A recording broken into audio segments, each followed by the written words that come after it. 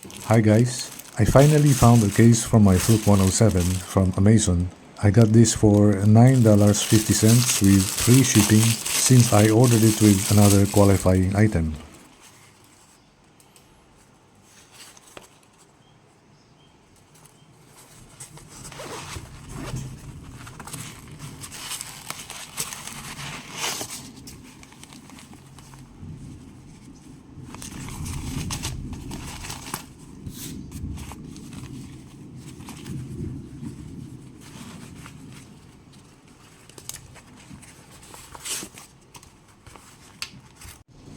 It looked decent enough and designed like a wallet.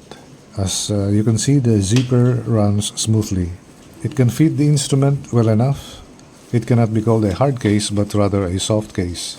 You can place the device and its test leads on separate compartments, which I really appreciate.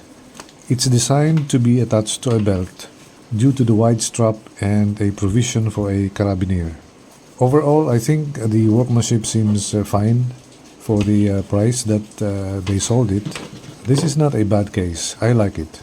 So now I have a good case for my Fluke 107. It is not waterproof, but I think the protection it affords the instrument is good enough. Thank you for watching and your support. Stay safe.